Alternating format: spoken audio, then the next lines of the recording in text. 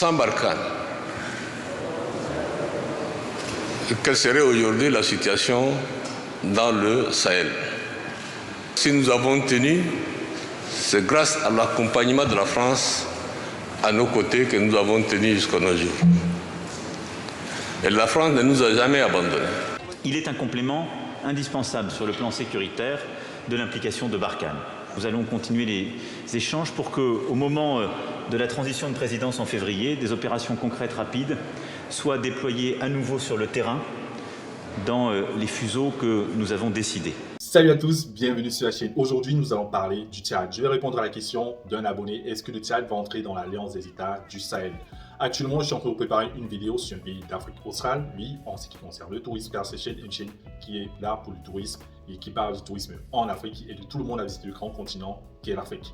Mais j'ai reçu de nombreuses questions allant dans ce sens. Est-ce que le Tchad entrera ou va entrer dans l'Alliance des États du Sahel? Je préfère vite répondre à cette question et d'emblée, je peux déjà vous dire non. Dans cette vidéo, je vais vous présenter plusieurs éléments qui peuvent vous amener à comprendre et nous amener à comprendre pourquoi le Tchad actuel, en tout cas, ne va pas entrer dans l'Alliance des États du Sahel. Nous allons voir plusieurs facteurs et je vais vous présenter plusieurs éléments. Nous allons déjà constater une dichotomie au niveau des alliés militaires. Ceux du Tchad ne sont pas ceux de l'Alliance des États du Sahel. Nous allons aussi voir la politique migratoire du Tchad qui est différente de la politique migratoire des pays de l'Alliance des États du Sahel. Nous allons constater que la politique migratoire du Tchad ne va pas plaire à de nombreux Africains. Nous allons aussi observer comment les relations se sont passées, en tout cas comment les choses se sont passées au niveau du G5 Sahel, comment l'armée tchadienne a eu à quitter le Mali. Et c'est aussi une des choses aussi qui fait qu'au niveau des relations entre le Tchad et l'Alliance des États du Sahel, il n'y a pas de tension, il n'y a pas de problème véritable, mais c'est pas la bonne entente, si on peut dire, en tout cas à 100%. Et certainement, c'est une des choses qu'il faut aussi que ce pays ne peut pas encore intégrer l'Alliance des États du Sahel. N'oubliez pas de vous abonner à la chaîne, de laisser un gros pouce pour le like et de partager. Visite l'Afrique, une chaîne qui aide tout le monde à visiter le grand et très beau continent qu'est l'Afrique avec ses 54 beaux pays. Ici et dans la description, nous vous donnons les outils pour visiter l'Afrique, que ce soit les guides de voyage ou encore notre site internet. Faites un tour et n'hésitez pas. Appropriez-vous cette chaîne et tous nos outils que nous vous proposons.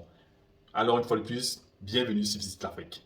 Est-ce que vous envisagez, Monsieur le Président, un changement d'alliance militaire? Est-ce que vous envisagez de lâcher votre alliance avec la France pour nouer une alliance avec la Russie?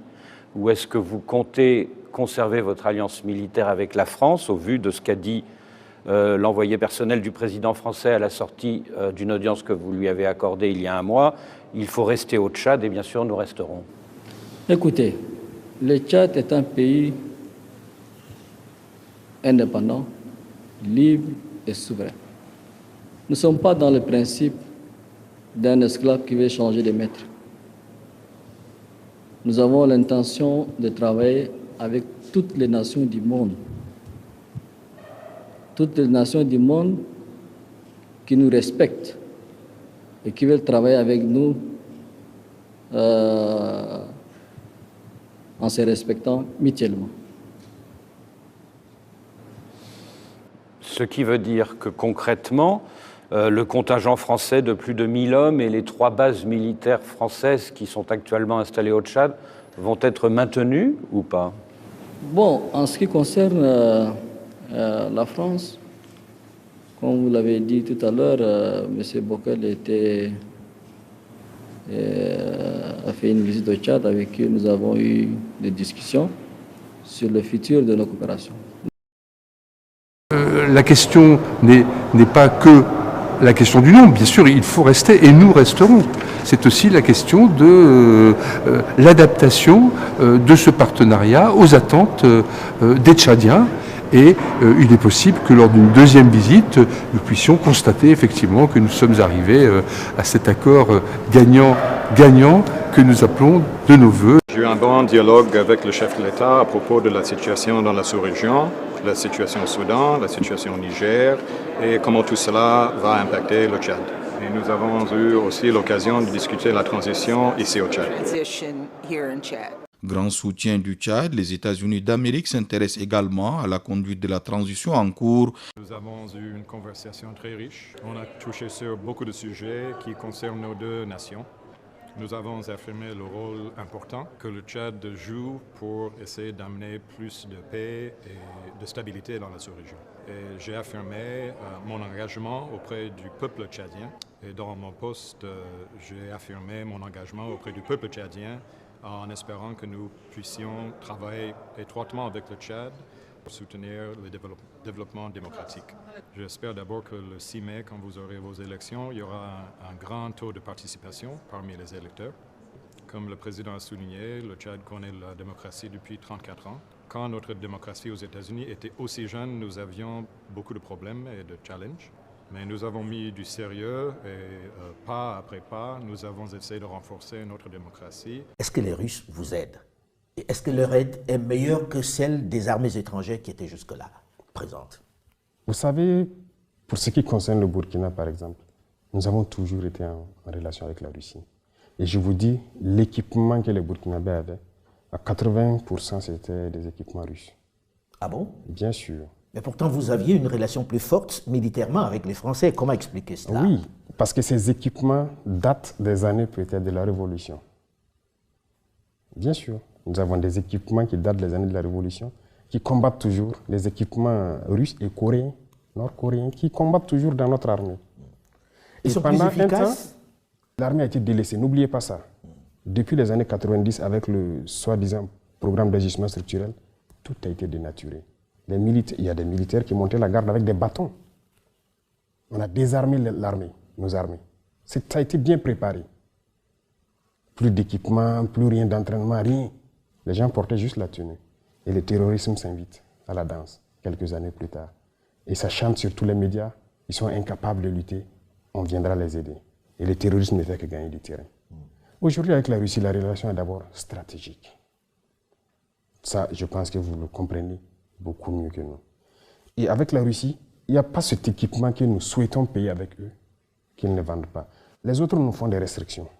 Ils vous disent, vous ne pouvez pas acheter ce type d'armes? Bien sûr. Or, les Russes vous vendent tout ce que vous voulez. Tout ce qu'on veut. Jusqu'à l'instant T où je vous parle, on nous bloque des licences de certains avions. Il y a des types d'armes qu'ils ne vont jamais nous vendre. Et comment on vous l'explique, ces restrictions? Ça vous, je pose la question, où est l'amitié? Qu'est-ce qu'ils veulent? Il y a beaucoup de pays, les Russes, les Chinois, les Turcs, les Coréens, ainsi de suite. Il n'y a aucune restriction. Avec l'Iran, tout ce qu'on veut, ils vont nous faire le point. Si on peut payer, on paye. Mais avec ces États qui étaient là, soi-disant nos amis, il y a des restrictions. Et le gouvernement chinois attache une grande importance à l'évolution de la situation actuelle au Niger. La Chine poursuit toujours un principe de non-ingérence dans les affaires intérieures des autres pays. Et elle soutient toujours les pays africains de régler leurs problèmes à l'africaine. Jusqu'en 2023, la Hongrie n'entretenait pas de relations particulières avec les pays du Sahel. Le pays ne compte que 6 ambassades dans toute l'Afrique subsaharienne et aucune dans des pays francophones. Alors jusqu'à très récemment, la Hongrie n'avait aucun lien connu avec le Sahel et on n'avait jamais eu connaissance que la Hongrie avait un intérêt particulier pour cette zone. La première fois qu'on a entendu un peu parler de la Hongrie au Sahel, c'est que les forces hongroises devaient participer à l'opération au Mali sous commandement français, l'opération Takuba. Ça s'est pas concrétisé puisque la France a été les forces françaises ont été expulsées du Mali suite au coup d'État. Après ça, on pensait que la Hongrie avait définitivement quitté le Sahel. Sauf que depuis quelques mois, on a eu la surprise de voir que les Hongrois étaient à nouveau actifs au Sahel, mais cette fois-ci sur de la base bilatérale, c'est-à-dire sans passer par la France. Ils ont commencé à aller au Niger et après ils ont envoyé une mission diplomatique au Tchad. Et la première fois où c'est venu public, c'est que subitement en septembre, le Tchad a envoyé une lettre d'invitation à la Hongrie en demandant qu'elle envoie des forces militaires sur place. En octobre 2023, le gouvernement a annoncé vouloir déployer un contingent de 200 soldats au Tchad. Son objectif ? Renforcer la stabilité du Tchad et amoindrir les nouvelles vagues migratoires africaines qui nous menacent. Comme on le sait, Viktor Orban est un opposant farouche à l'immigration, en particulier l'immigration illégale, et il estime qu'il faut être actif en Afrique sur place pour éviter les vagues migratoires vers l'Union européenne. Ce qui est assez étonnant, c'est que la Hongrie est concernée par les vagues migratoires, mais plutôt qui viennent des Balkans, donc plutôt de Turquie, Afghanistan. Il y a quasiment aucun Africain qui arrive en Hongrie. Donc du coup, cet argument laisse pour beaucoup de monde perplexe. Dans les pays d'Europe occidentale, la migration et l'immigration sont des questions de coexistence, mais pas en Europe centrale, parce que nous ne voulons pas cohabiter avec les autres, nous voulons rester seuls. Le Conseil national pour la sauvegarde de la patrie a abrogé la loi de 2015 qui criminalisait le trafic de migrants. Cette loi votée en 2015 sous l'influence de certaines puissances étrangères érigeait et incriminait en trafic illicite certaines activités par nature régulière. Elle a été prise en contradiction flagrante avec nos règles communautaires et ne prenait pas en compte les intérêts du Niger et de ses citoyens. Le Niger et en particulier la ville d'Agadez sont le point de passage de milliers de migrants ouest-africains qui font appel à des réseaux de passeurs pour aller en Europe via des pays voisins, notamment la Libye. Une activité parallèle qui fait vivre des milliers de Nigériens, passeurs, abatteurs, mais aussi banques, transports et commerce. Avec la loi de 2015 et l'appui financier de l'Union européenne, la surveillance, y compris militaire, avait été renforcée dans la région. Faute d'activités alternatives, l'économie locale en avait pâti. Des dizaines de passeurs et membres de réseaux de migration clandestine avaient été arrêtés et emprisonnés, avec des peines de prison de 1 à 30 ans et des amendes de 3 millions à 30 millions de francs CFA, soit 4 500 à 45 000 euros contre des trafiquants. Selon le texte de l'abrogation de la loi, les condamnations et leurs effets sont effacés de façon rétroactive. Les trafiquants qui seraient encore en prison seront donc libérés. Du côté de l'Union européenne, l'abrogation de la loi a suscité une vive réaction. Jusqu'ici, le Niger était vu comme un partenaire clé pour la gestion des flux migratoires dans la zone. Je suis très préoccupée par la situation actuelle et il y a un risque énorme que cela provoque de nouveaux décès dans le désert. C'est ce qui me préoccupe le plus. Mais je pense aussi qu'il y aura probablement plus de gens qui viendront en Libye, par exemple, et qui essaieront peut-être de traverser la Méditerranée aujourd'hui pour se rendre dans l'Union européenne. Mais ce qui est le plus important, c'est de sauver des vies. On ne sait pas si le Niger l'a fait exprès, mais il a réussi son coup parce que l'annonce du pouvoir militaire est tombée au moment même où la Commission européenne organisait une grande conférence pour lancer une grande alliance mondiale contre le trafic des migrants. Et c'est d'ailleurs lors de cette conférence que la commissaire européenne Ylva Johansson a avoué qu'elle était extrêmement préoccupée parce que la fin de la loi anti-passeurs au Niger risque bien sûr de pousser de nombreux migrants sur la route vers l'Europe. Le Niger était jusqu'ici un partenaire privilégié, un partenaire clé de l'Union européenne dans le dossier migratoire, mais depuis le coup d'État militaire, l'Union européenne avait rompu les amarres, elle avait arrêté son soutien financier au Niger et du coup, bien sûr, elle a beaucoup moins de moyens de pression. Au Mali, alors que la situation à Kidal, dans le nord-est, devient de plus en plus tendue, les casques bleus tchadiens ont commencé à partir plus tôt que prévu. Notre correspondant Serge Daniel nous dit pourquoi. Dans le nord-est du Mali, la situation devient de plus en plus difficile pour le contingent tchadien. Ce contingent regrette de ne pas obtenir de la part du gouvernement malien toutes les autorisations nécessaires pour pouvoir être transporté par avion du nord du Mali directement jusqu'à N'Djamena et le contingent est obligé de parcourir des centaines de kilomètres à travers le désert malien avec tout ce que cela comporte comme risque d'attaque terroriste, pose de mines. Et dans ce contexte, le contingent n'est pas content et le montre et accélère son départ, notamment de la ville de Kidal, qui est la dernière localité du nord-est du Mali où la MINUSMA a un camp encore ouvert. Qu'est-ce que vous pensez de la création d'un bloc Mali, Burkina Faso, Niger qui s'éloigne de plus en plus des pays occidentaux et de la France et qui se rapproche de plus en plus de la Russie? J'ose croire tout simplement que ce sont des solutions transitoires pour faire face à la situation et que tout ça aura sa solution le jour où tous ces pays-là reviendront à un ordre constitutionnel reconnu, qu'ils puissent retrouver leur place au sein de l'espace CEDEAO, qu'ils prennent leur espace au niveau de l'Union africaine. Il faut qu'on les aide à sortir de ces difficultés-là. Mais du coup, le Tchad ne se retrouve-t-il pas isolé au Sahel? Vous voulez parler du G5 Sahel? Le G5 Sahel, initialement regroupait donc la Mauritanie, le Mali, le Burkina, le Niger et le Tchad, c'était les 5 pays. Mais il a été créé tout simplement pour aider le Mali à sortir de la situation qu'il a connue depuis 2012. Maintenant, c'est vrai que le Mali l'a quitté, le Burkina ne l'a pas encore officiellement quitté, le Niger ne l'a pas encore officiellement quitté. Ça fait partie aussi des problèmes que rencontre le Sahel. Mais moi, j'ai dit tout simplement, j'appelle à l'intelligence des uns et des autres pour qu'on privilégie plutôt l'essentiel. Depuis un an, la Centrafrique a adopté une nouvelle monnaie, le Bitcoin, qui est une crypto-monnaie. Or, dans vos statuts, il est prévu que le franc CFA est la monnaie unique pour tous les États membres de la CEMAC. Est-ce que la cohabitation est possible entre le Bitcoin et le franc CFA? Je peux vous dire une chose, ce dossier est inscrit à l'ordre du jour de la conférence des chefs d'État. C'est vrai que le problème de battre la monnaie, c'est un problème de souveraineté. La République centrafricaine, c'est un pays souverain. La République centrafricaine a décidé d'adopter la crypto-monnaie. C'est son droit le plus absolu. Mais la République centrafricaine fait partie d'une zone monétaire. Donc, il est évident que les chefs d'État vont voir, puisque la seule monnaie qui a cours légal et pouvoir libératoire sur les 6 pays, c'est le franc CFA. Il appartient à un moment donné que la situation soit éclaircie au niveau des chefs d'État. Nous attendons la décision des chefs d'État. Mais n'est-ce pas un problème tout de même, Monsieur le Président, le fait que l'un des 6 pays ne respecte pas les règles communes? Jusqu'à présent, ça n'a posé aucun problème. Je crois qu'aujourd'hui, le franc CFA continue à circuler à Bangui. Moi, je reviens de Bangui et je n'ai pas eu de crypto-monnaie en circulation à Bangui. Alors, pour régler cette question, vous avez promis l'an dernier aux Centrafricains la mise en place d'un cadre communautaire. Où est-ce qu'on en est? Ça, c'est la compétence du gouverneur, la Banque des États d'Afrique centrale, qui effectivement a mené une réflexion. Au moment donné, il va réunir les organes habilités au niveau de la Banque centrale. On va décider du cadre réglementaire. La monnaie est une étape de sortie de cette colonisation.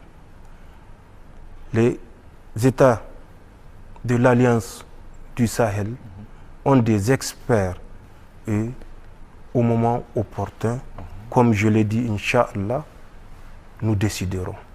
Et nous allons décider, Inch'Allah. Il n'est plus question que nos États soient la vache à lait de la France. La France nous a spolié plus de 107 ans. Si on entre là-dedans, ça veut dire aussi que dans quelque temps, vous allez vous attaquer à la monnaie, qui est le CFA. Probablement. Laissez venir les choses. C'est presque inéluctable, non, Monsieur le Président? Vous savez, dans tout ce que nous faisons, ça vous a surpris, n'est-ce pas? Des choses vont peut-être vous surprendre encore. Il n'y a pas que la monnaie. Tout ce qui est lien, qui nous maintient dans l'esclavage, nous allons briser ces liens. Tout au long de cette vidéo, nous avons vu plusieurs éléments qui nous permettent de conclure que le Tchad actuel ne peut pas intégrer l'Alliance des États du Sahel. Je n'ai pas eu à le mentionner à l'introduction, mais nous avons constaté que la politique monétaire du Tchad est différente de celle de l'Alliance des États du Sahel. Bien que les différents pays, en tout cas ceux de l'Alliance des États du Sahel et le Tchad, utilisent encore le franc CFA, le Tchad est dans une autre option. Le Tchad continue à utiliser le franc CFA, mais les pays de l'Alliance des États du Sahel ont un projet de créer une monnaie. Ça n'a pas encore vu le jour, mais c'est leur politique. En plus de cela, je tiens à dire dans cette vidéo, pour ceux qui ne sont pas africains, qui n'ont jamais vécu en Afrique ou bien qui n'ont pas vraiment une idée des réalités africaines, il faut savoir que l'Alliance des États du Sahel, c'est quelque chose qui est très important pour les Africains. Ils sont vraiment très attachés. L'Alliance des États du Sahel, c'est le rêve pour des millions d'Africains qui se réalisent. Pour la première fois, ils ont l'idée, ou bien ils pensent qu'ils ont des dirigeants qui travaillent pour leur compte. Donc, c'est très important. Pour intégrer l'Alliance des États du Sahel, c'est vraiment très difficile. Car dans cette organisation, ce n'est pas vraiment les dirigeants qui ont la décision, si on peut dire. Ce sont les peuples qui sont souverains. C'est pourquoi, pour qu'un pays intègre l'Alliance des États du Sahel, il y a aussi une sorte de consensus qui doit être fait avec les peuples de l'Alliance des États du Sahel. En outre, on a eu à observer la différence qu'il y a entre le Tchad et les pays de l'Alliance des États du Sahel. Le Tchad a des alliés qui ne sont pas ceux de l'Alliance des États du Sahel. Le Tchad a une politique où les alliés peuvent avoir des bases militaires sur son sol. Ce n'est pas le cas pour les pays de l'Alliance des États du Sahel. Les pays de l'Alliance des États du Sahel veulent être souverains à 100% ou ce sont les armées nationales qui contrôlent tout le territoire. Ce n'est pas encore le cas au niveau du Tchad. En tout cas, le Tchad n'a pas cette politique. Nous avons eu à voir la politique migratoire, nous avons eu à voir la politique monétaire, les relations entre les gouvernants et les peuples, mais aussi il y a des nuances à apporter. La plupart du temps, on essaie de présenter les pays africains comme des pays qui sont en conflit constamment. Le Tchad n'a pas de conflit avec les pays de l'Alliance des États du Sahel. Il y a quelques mois, un accord a été signé entre le Niger et différents pays. Entre le Niger et les pays de l'Alliance des États du Sahel, le Togo et le Tchad, pour que le Niger puisse fournir des hydrocarbures au Tchad. Dans les commentaires, dites-moi, pour vous, est-ce que le Tchad va intégrer l'Alliance des États du Sahel dans les mois à venir, dans les années à venir?